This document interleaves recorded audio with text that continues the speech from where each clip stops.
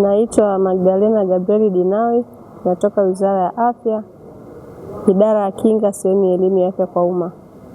Leo tarehe 21 mwezi wa 8 mwaka 2026 tulikuwa na kikao katika halmashauri ya Chemba ambao ilihusisha kamati ya afya ya msingi ya wilaya. Pia tukawa na mafunzo ya watu mashuhuri na wasimamizi wa waelimishaji ngazi ya jamii.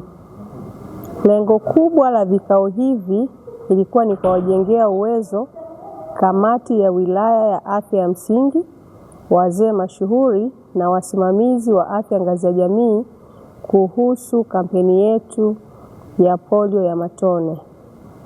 Lengo kubwa la kampeni hii ni kuongeza kinga kwa watoto walio na umri chini ya miaka 10, pia kukinga jamii yetu na ugonjwa wa kupooza. Walengo wakubwa wa chanjo hii ni watoto wenye umri chini ya miaka 10 ambapo watapatiwa chanjo ya matone.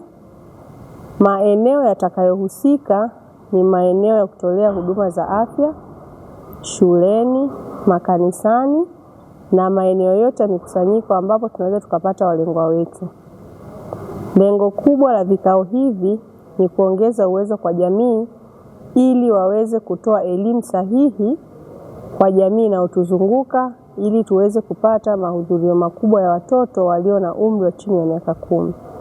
Ombi langu kubwa kwa wananchi wa Chemba ni kuwa na mwamko mkubwa wa kuwaleta walengwa katika kupata chanjo. Chanjo hii ni salama, imethibitishwa na Shirika la Afya Duniani. Pia Wizara ya Afya